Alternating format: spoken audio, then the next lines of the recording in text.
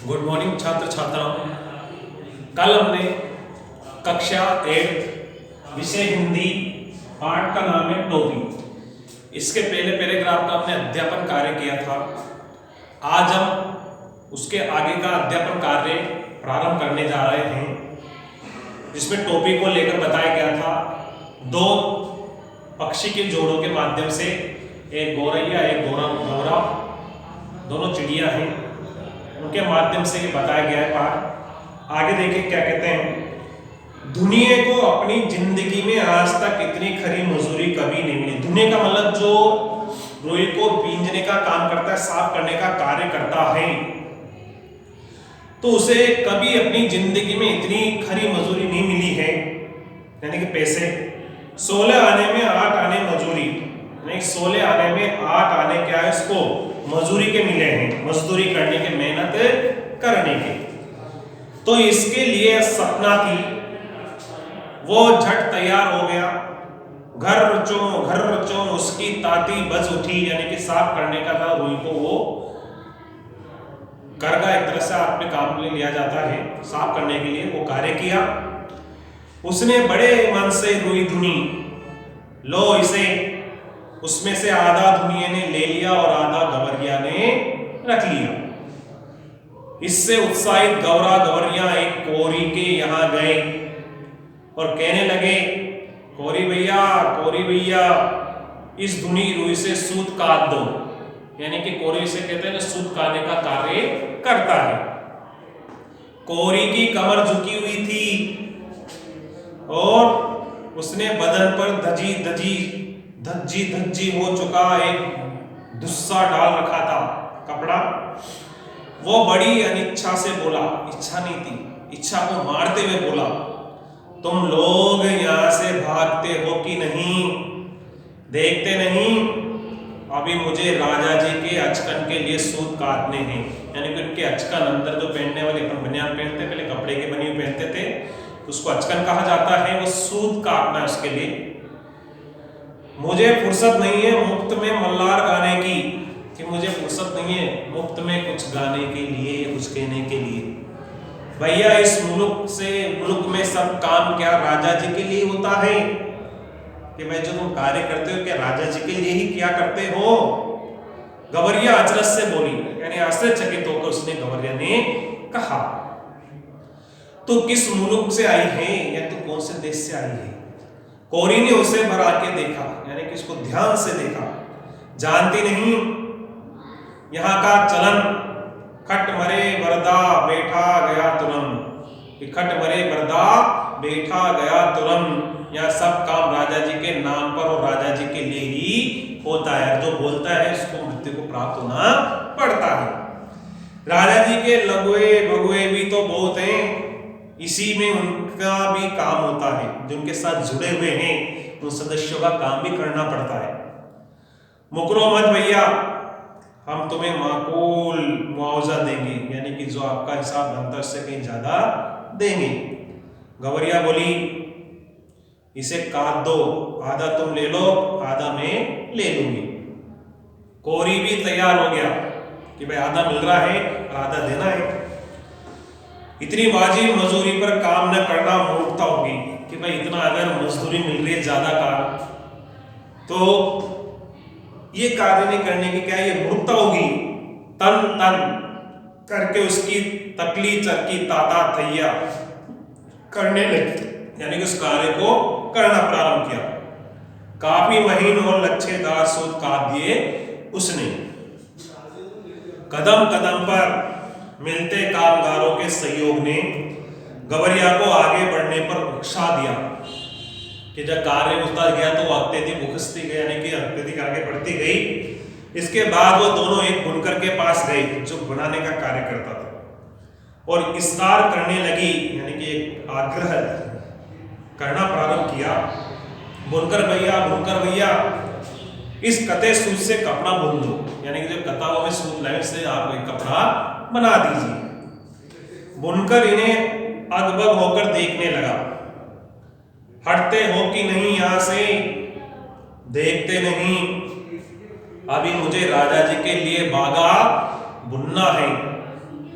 अभी थोड़ी देर बाद ही राजा जी के कारिंदे हाजिर हो जाएंगे, यानी उसको लेने आने वाले आ जाएंगे सिपाही। साव करे भाव तो चबाव कर के चाकर, कि साव करे भाव तो चबाव व करे चाकर, कि वो भाव भी अच्छा देंगे, चाकर भी उसके काम आएंगे।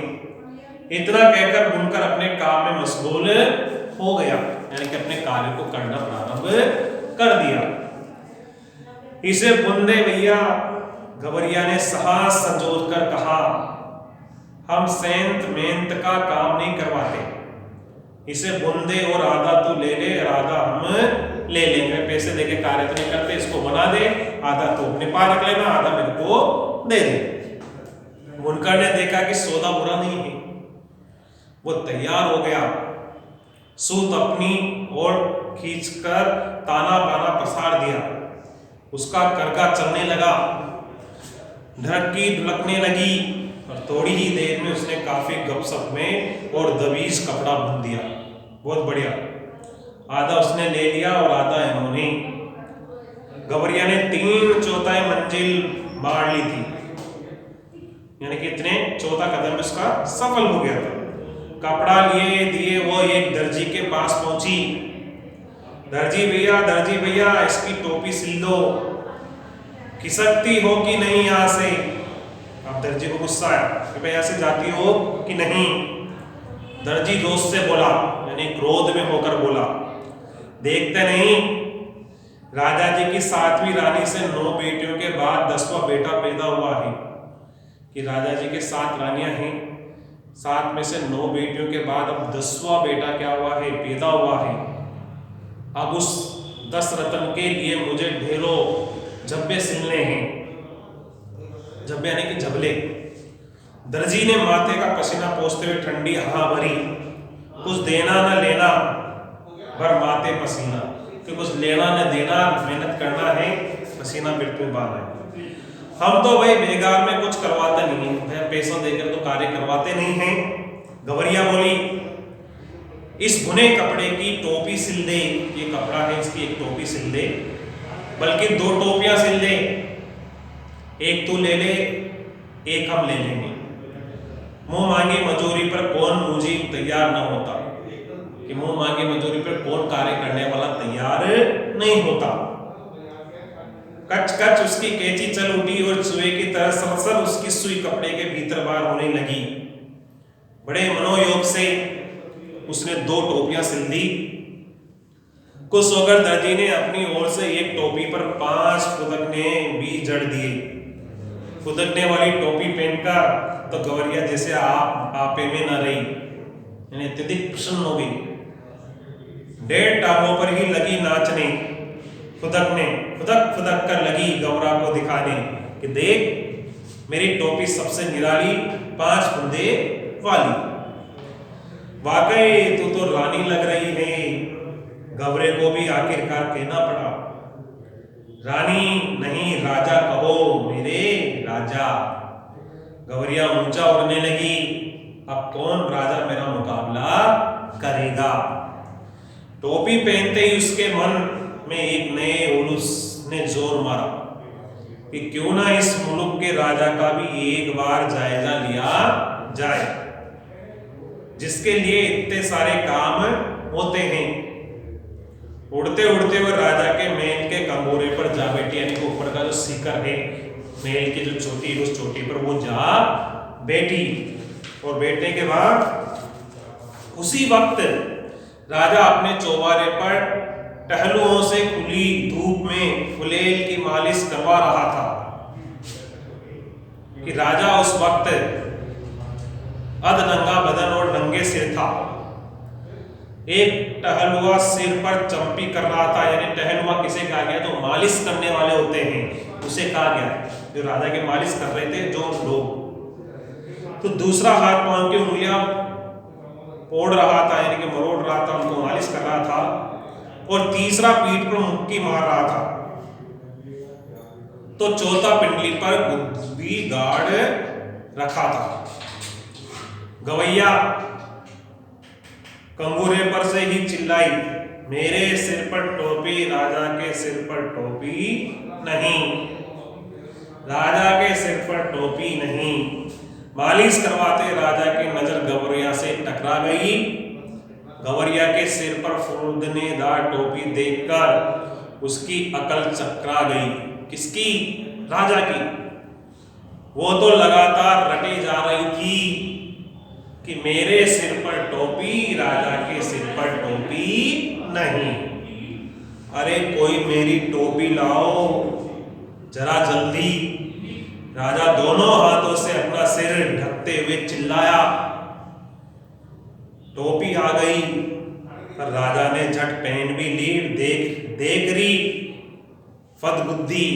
किसके लिए कहा राजा ने फदबुद्धि? चिड़िया के लिए। मेरी टोपी में 5 फूदने। गवरिया ने अब दूसरा ही राग आलापना शुरू किया। राजा की टोपी में 1 भी नहीं, मेरी टोपी में 5 फुदकने। राजा की टोपी में फुदकने नहीं। फिर ऐसे चिढ़ाने के लिए राजा को गाने लगी। राजा को बेहद ऐटी महसूस हुई। इस मुल्क के महाबली राजा के सामने एक चिड़िया की ये मजाल कि वो बुरी तरह बिगड़ गया। इस फदबुद्धि की गर्दन मसल दो और फकने नोच लो। इनके फन क्या है? नोच लो। सिपाहियों देर ना करो। क्षमा करें महाराज। मंत्री ने हाथ जोड़ लिए। मच्छर मारकर हाथ क्यों गंदा करना, अपने आप चली जाएगी। अब राजा सिपाहियों से बोला, ये इसे नहीं मानेगी, इसकी टोपी छीन ले जाओ और उसमें पैरों में ठोकर मारूंगा। एक सिपाही ने गुलेल मारकर गवैया की टोपी नीचे गिरा दी तो दूसरे सिपाही ने झट को टोपी लपक ली और राजा के सामने पेश कर दिया। राजा टोपी को पैरों से मसलने ही जा रहा था कि उसकी खूबसूरती देखकर दंग रह गया। कारीगरी के इस नायाब नमूने को देखकर वो जड़ हो गया। मेरे राजा, मेरे सिवा इतनी खूबसूरती टोपी दूसरे के पास कैसे पहुंची? सोचते राजा उसे उलट पुलट कर देखने लगा कि भाई इतनी सुंदर टोपी मेरे अलावा इसके पास कैसे आ गई। ये विचार राजा के मन में चलना प्रारंभ हुआ। इतनी नगीना टोपी इस मुल्क में बनाई किसने? राजा के मन में ख्याल आया, अब तो उस हुनरमंद कारीगर की खोज होने लगी। राजा चाहे और पता न चले। गिरते पड़ते दर्जी हाजिर हुआ। दुआए अंदाता, इतनी बढ़िया टोपी तुमने कभी हमारे लिए क्यों नहीं बनाई? मेघों की गड़गड़ाहट की माजिंदा राजा की आवाज निकली, यानी जैसे बादल गरजते हैं इस तरह से तेज बारीपन आवाज में राजा दर्जी से बोला। तो दर्जी बोलता है, दुआई अंदाता। महाराज अंदाता, आपसे मैं दुआई करता हूँ, हमें दुआई नहीं वजह बताओ कि हम माफ नहीं करेंगे। इसकी वजह बताइए, ऐसा क्या कारण था? कपड़ा बहुत उम्दा था सरकार, एकदम गपसप और दबीज। ऐसा उम्दा कपड़ा किसने बुना? नाक की मानिंद राजा फूंक मारने लगा। गिरते पड़ते बुनकर हाजिर हुआ। माफी बख्शे सरकार, माफी नहीं वजह बताओ। सूत बड़ा उम्दा था सरकार, एकदम महीन और लच्छेदार। इतना महीन सूत किसने काटा? शेर की मानिंद राज ने धाड़ मारी, यानी शेर के समान उसने आवाज में वो बोला। गिरते पड़ते कोरी हाजिर हुआ। जान बख्शे महाराज, जान नहीं वजह बताओ। रुई बड़ी बेहतरीन थी सरकार, एकदम बादलों की तरह धुनी हुई। इतनी बेहतरीन रुई किसने धुनी? बिजली की तरह राजा की आवाज कड़की, यानी कि इतनी तेज आवाज में बोला। हाफते छाती पीटते दुनिया हाजिर हुआ। क्षमा अंदाता, यानी माफ कीजिए, क्षमा कीजिए। क्षमा नहीं वजह बताओ। राजा गुस्से से कांप रहा था। तुम चारों ने मिलकर इस गवैया का काम किया, हमारे लिए आज तक ऐसा काम क्यों नहीं किया? आपके लिए भी किया है सरकार। दुनिया ने जमीन पर लेटकर कहा, आगे भी आपके लिए ही करेंगे सरकार। हमारे लिए अब तक जो काम हुआ है उसमें इतनी नफासत क्यों नहीं थी, यानी इस तरह के सफाई क्यों नहीं थी? अबे दान दे तो बोलो सरकार। दुनिया बोला कि भी दान दे तो भी बोलता हूँ सरकार। चलो दिया। राजा बोले, आप बताओ। महाराज, इस गवैया ने जो भी काम करवाया उसमें आधा हिस्सा दे देती। जिसके पास बहुत कुछ है वो कुछ भी नहीं देता। इसके पास कुछ भी नहीं था फिर भी ये आधा देती थी, इसलिए इसके काम में अपने आप नफासत आती गई। सरकार, दुनिया दंडवत पर दंडवत किए जा रहा था। देख ले राजा, आंख में उंगली डालकर देख ले, इसके लिए पूरे मोल चुकाए हैं, बेकार की नहीं है ये है। गवैया फिर चिल्लाने लगी, ये राजा तो कंगाल है, निरा कंगाल, इसका धन घट गया, लगता है इसे टोपी तक नहीं जुड़ती, तभी तो इसने मेरी टोपी क्या कर ली, छीन ली। राजा तो वाकई अकबका रह गया, बिल्कुल शांत चुपचाप रह गया। एक तो तमाम कारीगरों ने उसकी मदद की, दूसरे इस टोपी के सामने अपनी टोपी की कमसूरती, तीसरे खजाने की खुली पोल। इस पाकी को कैसे पता चला कि धन घट गया है? इस पक्षी को तमाम बेकार करवाने, बहुत सख्ती से लगान वसूलने के बावजूद राजा का खजाना खाली ही रहता था। इतना ऐशो आराम, इतनी लश्करी, इतने लवाजिम का बोझ खजाना संभाले भी तो कैसे संभाले? तमाम लोग निकल आए थे ये अनोखा तमाशा देखने। मंत्री ने होले से कहा, ये मुंहफट तो महाराज को बेपर्दा ही करके दम लेगी। राजा तो खुद घबरा रहा था, झट से बोल पड़ा कि इसकी टोपी वापस कर दो। सिपाहियों ने कहना माना तो टोपी वापस तंबूरे की ओर हवा में उछाल दी गई। गवरिया ने फिर से टोपी पहन ली और उड़ उड़कर कहने लगी, ये राजा तो डरपोक है, निरा डरपोक, मुझसे डर गया, तभी तो इसने मेरी टोपी लौटा दी। कौन इस मुंहफट के मुंह लगे? क्यों मंत्री जी, कहकर राजा ने अपनी टोपी कसकर पकड़ ली। तो ये हमने आज सेकंड पैराग्राफ का अध्ययन कार्य पूरा किया है। फिर हम आपको इसके क्वेश्चन आंसर की पीडीएफ भेज देंगे। आज के लिए धन्यवाद।